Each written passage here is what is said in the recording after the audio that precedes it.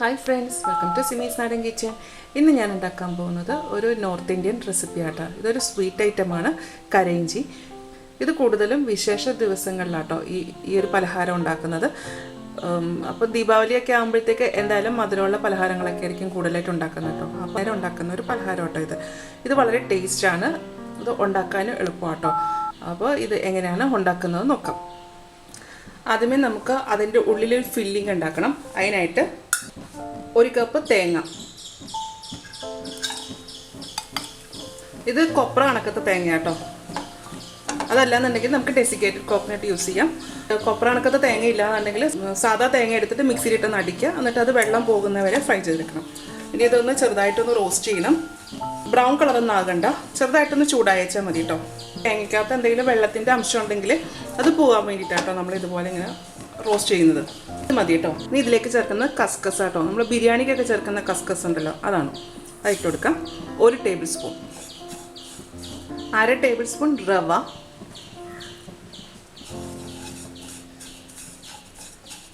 Stove off ചെയ്യാം കേട്ടോ. ആ ചൂട് മതി.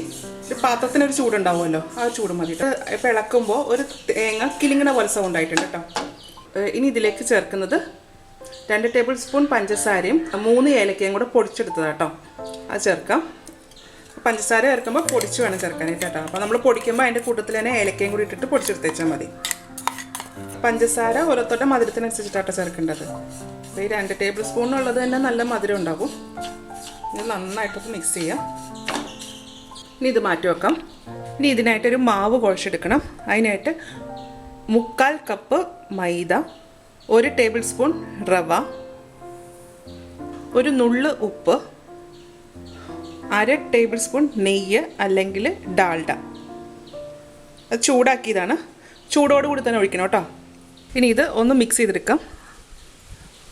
അപ്പം നെയ്യിന് നല്ല ചൂടുണ്ട്. അപ്പോൾ നമുക്ക് ആദ്യമേ തവിയും കൊണ്ടൊന്ന് ഇളക്കി കൊടുക്കാം. അപ്പോൾ എല്ലായിടത്തും നെയ്യ് പറ്റുന്ന രീതിയിൽ. ഇനി കൈ കൊണ്ടൊന്നത് ഇളക്കി കൊടുക്കാം. അപ്പോൾ നെയ്യ് ചേർക്കുമ്പോൾ ഒന്നത് കട്ടയാകും. അപ്പോൾ അതൊന്ന് കട്ടയൊക്കെ പൊടിച്ചു കൊടുക്കാം. ഇനി ഇതിലേക്ക് കുറച്ച് വെള്ളം അല്ലെങ്കിൽ പാലൊഴിച്ചിട്ട് ഇത് നമ്മൾ കുഴച്ചെടുക്കണം. നമ്മൾ ചപ്പാത്തി മാവൊക്കെ കുഴക്കുന്ന പോലെയാണ് കുഴച്ചെടുക്കേണ്ടത്. അപ്പോൾ ഈ മാവ് ഒരുപാട് ലൂസായി പോകാൻ പാടില്ല കേട്ടോ. കുറച്ച് ടൈറ്റായിട്ടുള്ള മാവായിരിക്കണം. അപ്പോൾ ഞാൻ ഇതിൻ്റെ അകത്ത് എത്ര പാലൊഴിച്ചു എന്നുള്ളത് ഞാൻ ലാസ്റ്റ് പറയാം കേട്ടോ. അപ്പോൾ ഇത് 1 ടേബിൾ സ്പൂൺ, 2, 3. ഇത് കുഴച്ച് നോക്കട്ടെ. എന്നിട്ട് വേണമെന്നുണ്ടെങ്കിൽ നമുക്ക് കുറച്ചും കൂടെ പാൽ ചേർക്കാം കേട്ടോ.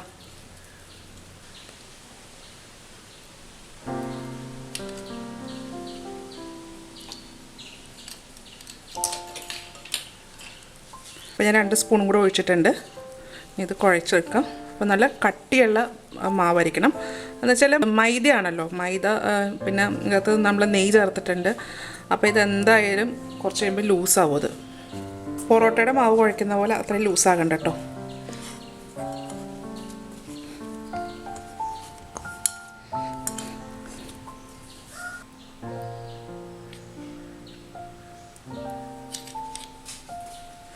ഇത് മതിയാകും. അപ്പോൾ ഞാൻ അതിൻ്റെ അകത്തേക്ക് 6 ടേബിൾ സ്പൂൺ പാലാട്ടോ ഒഴിച്ചാണത്.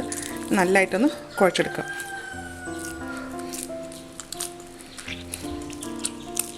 ഇത് നന്നായിട്ട് ഞാൻ കുഴച്ചെടുത്തിട്ടുണ്ട്. അപ്പോൾ ഇതിൻ്റെ അകത്ത് ഇപ്പോൾ 6 ടേബിൾ സ്പൂൺ പാലാണ് ഒഴിച്ചെടുത്തേക്കുന്നത്.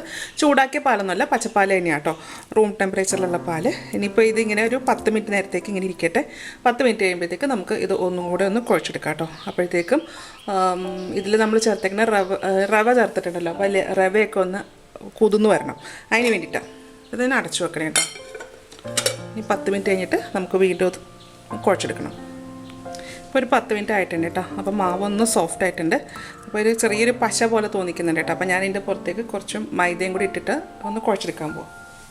അതങ്ങനെ തോന്നിക്കുന്നുണ്ടെങ്കിൽ മാത്രം ഇട്ടാച്ചാൽ മതി കേട്ടോ.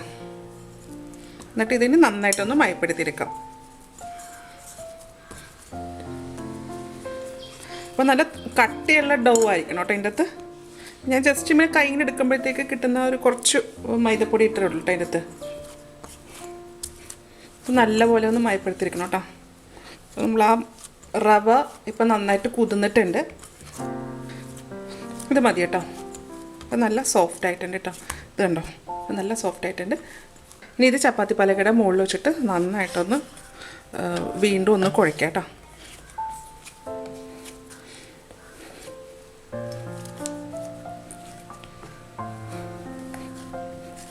നമ്മൾ നന്നായിട്ട് ഈ രീതിയിലാട്ടോ കുഴയ്ക്കേണ്ടത്. ഇനി ഇതിങ്ങനെ റോളാക്കുക.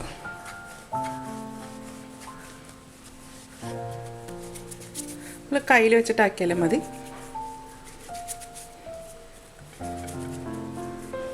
ഇനി ഇത് പൂരിയുടെ വലിപ്പത്തിൽ കുഞ്ഞു കുഞ്ഞു ബോൾസാക്കി മാറ്റണം കേട്ടത്.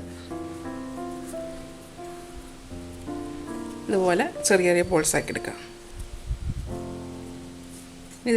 ഇതൊരു വേറെ പാത്രത്തിലേക്ക് മാറ്റണം കേട്ടോ. ഇത് പൂരി പരത്തുന്ന കണക്ക് ചെറിയതായിട്ട് പരത്തിയെടുക്കാം. പരത്താൻ ബുദ്ധിമുട്ടുണ്ടെങ്കിൽ ഇവിടെ പലകയിൽ കുറച്ച് പൊടി വിതറി കൊടുക്കാം കേട്ടോ.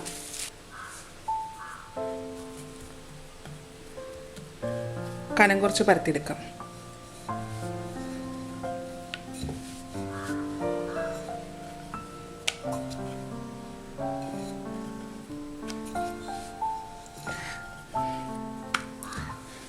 നമ്മൾ കട്ടിയായിട്ടുള്ള മാവാണെങ്കിൽ മാത്രമേ നമുക്ക് ഇതുപോലെ ഇങ്ങനെ പരത്തിയെടുക്കാൻ പറ്റുള്ളൂ കേട്ടോ. നമ്മൾ പൊറോട്ടയുടെയൊക്കെ പരുവത്തിലൊക്കെയാണ് കുഴച്ചെടുക്കുന്നതെന്നുണ്ടെങ്കിൽ നമുക്കിതിങ്ങനെ പരത്തിയെടുക്കാൻ പറ്റത്തില്ല. നമ്മൾ പരത്തുമ്പോൾ അതങ്ങ് ചുരുങ്ങിപ്പോവും. അപ്പോൾ ഇത് എത്രയും കനം കുറയ്ക്കാവോ അത്രയും കനം കുറച്ചെടുക്കുക.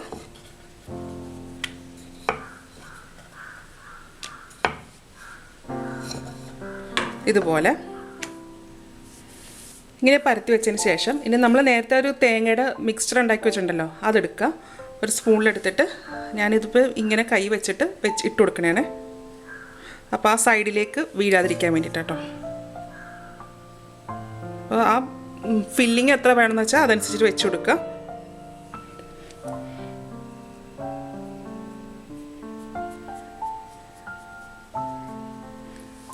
അതിനുശേഷം ഇതിൻ്റെ സൈഡ് ഇങ്ങനെ ഒന്ന് ചെറുതായിട്ടൊന്ന് നനച്ചു കൊടുക്കുക, വെള്ളം വെച്ചിട്ടാട്ടോ. അത് നമുക്ക് കൂട്ടി ഒട്ടിക്കാൻ വേണ്ടിയിട്ടാണ്. ഇനി ഇത് ഇവിടെ നിന്ന് ഇങ്ങോട്ടേക്ക് ഫോൾഡ് ചെയ്യാം.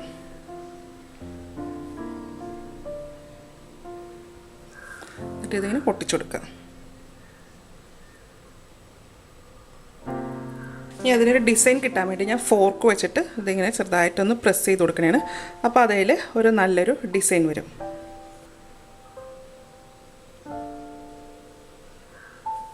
ഇനി ഇതൊരു പാത്രത്തിലേക്ക് മാറ്റാം. ഇത് കണക്കാട്ടോ നമ്മൾ ആ ഡിസൈൻ ഉണ്ടാക്കി വെക്കുന്നത്. ഇത് കണക്കെ ഞാൻ എല്ലാം പരത്തി എടുത്തിട്ടുണ്ട് കേട്ടോ. അപ്പോൾ അതുപോലെ സൈഡിൽ ഫോർക്കൊക്കെ വെച്ചിട്ട് ഇങ്ങനെ ഡിസൈനും കൊടുത്തിട്ടുണ്ട്. കൈ കൊണ്ട് ഇങ്ങനെ ഫോൾഡ് ചെയ്യാൻ അറിയാമെന്നുണ്ടെങ്കിൽ അങ്ങനെ ഫോൾഡ് ചെയ്താലും മതി കേട്ടോ. അപ്പോൾ ഇനി നമുക്ക് എണ്ണയിലിട്ടിട്ട് വറുത്തെടുക്കാം. ഇനി അത് വറുക്കാൻ വേണ്ടിയിട്ട് കുറച്ച് എണ്ണ ചൂടാക്കാൻ വെക്കാം കേട്ടോ. ഇതിലേക്ക് കുറച്ച് മാവ് ഇട്ട് നോക്കാം. ചൂടായിട്ടുണ്ട് കേട്ടോ. നമ്മൾ ഈ ഉണ്ടാക്കി വെച്ചിരിക്കുന്നത് എണ്ണയിലേക്ക് ഇട്ട് കൊടുക്കാം.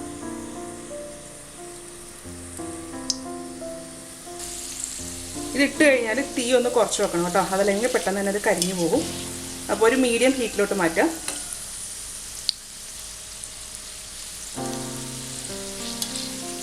ഇത് ഒരുപാട് തിക്കി നിറച്ചിടുന്നുണ്ട് കേട്ടോ. രണ്ടെണ്ണം വെച്ചിട്ട് അത് നമ്മൾ അതിൻ്റെ അകത്ത് കൊള്ളുന്ന രീതിയിൽ ഇട്ടേച്ചാൽ മതി കേട്ടോ. അതല്ലാന്നുണ്ടെങ്കിൽ അത് ഒട്ടിപ്പിടിച്ച് പോകും. എന്തായാലും നമ്മൾ എണ്ണയിലേക്ക് ഇടുമ്പോൾ അതൊന്ന് കുറച്ചും കൂടെ ഒന്ന് വീർത്ത് വരും. ഇങ്ങനെ തിരിച്ച് മറിച്ച് വെച്ചിട്ടൊന്ന് ഫ്രൈ ചെയ്തെടുക്കാം.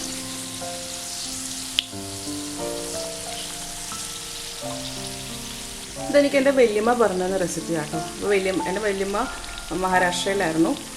വല്യമ്മ പറഞ്ഞു വെച്ചാൽ ഇത് കൂടുതലും ദീപാവലി ദിവസം കേട്ടോ ഉണ്ടാക്കുന്നത്. ദീപാവലിക്ക് കുറേ സ്വീറ്റ്സ് ഒക്കെ ഉണ്ടാക്കുമല്ലോ, അന്നേരമാണ് ഇത് ഉണ്ടാക്കുന്നതെന്ന് പറഞ്ഞു കേട്ടോ.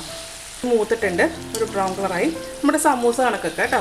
അപ്പോൾ അത് ബ്രൗൺ കളറായപ്പോൾ ഇത് എണ്ണയിൽ നിന്ന് കോരിയെടുക്കാം. ഇതുപോലെ കേട്ടോ. അപ്പോൾ കരഞ്ചി ഞാൻ എല്ലാം ഉണ്ടാക്കി എടുത്തിട്ടുണ്ട് കേട്ടോ. ഇത് നല്ല ടേസ്റ്റാണ്. ഇത് നല്ല മധുരമുണ്ട് കേട്ടോ. അപ്പം ഞാനിപ്പോൾ ഇതിൻ്റെ അകത്തേക്ക് 2 ടേബിൾ സ്പൂൺ പഞ്ചസാര ചേർത്തിട്ടുള്ളൂ. അപ്പോൾ ഇതിനേക്കാളും കൂടുതലും മധുരം വേണമെന്നുണ്ടെങ്കിൽ അധികം ചേർത്തുള്ളൂ കേട്ടോ. ഇതിപ്പോൾ നോർമൽ മധുരമാണ്. പുറത്തുണ്ടാക്കി വെക്കുന്ന മാവിനകത്താണെങ്കിലും നമ്മൾ മധുരമൊന്നും അധികം ചേർത്തിട്ടില്ല. അപ്പോൾ അതുകൊണ്ടൊരു മീഡിയം മധുരമേ ഉള്ളൂ കേട്ടോ ഇതിന്. ഇത് നല്ല ടേസ്റ്റ് ആട്ടോ. ഇത് കുട്ടികൾക്ക് നല്ല ഒത്തിരി ഇഷ്ടമാകും. ഇങ്ങനെ ഉണ്ടാക്കി വെക്കുകയാണെന്നുണ്ടെങ്കിൽ 1 മാസം വരെ ഇരിക്കും എന്നാണ് ആൻറ്റി എന്നോട് പറഞ്ഞത് കേട്ടോ. അപ്പോൾ ഇത് എല്ലാവരും ഒന്ന് ഉണ്ടാക്കി നോക്കുക. ഉണ്ടാക്കി നോക്കിയിട്ട് ഇതിൻ്റെ അഭിപ്രായം എൻ്റെ കമൻറ്റ് ബോക്സിൽ ഇടുക. എൻ്റെ ചാനൽ ആദ്യമായിട്ടാണ് കാണുന്നതെന്നുണ്ടെങ്കിൽ സബ്സ്ക്രൈബ് ചെയ്യുക. വീഡിയോ ഇഷ്ടമായെന്നുണ്ടെങ്കിൽ ലൈക്ക് ചെയ്യുക, ഷെയർ ചെയ്യുക. അപ്പോൾ ഇനി അടുത്ത ദിവസം അടുത്ത റെസിപ്പി ആയിട്ട് കാണാം. Thank you.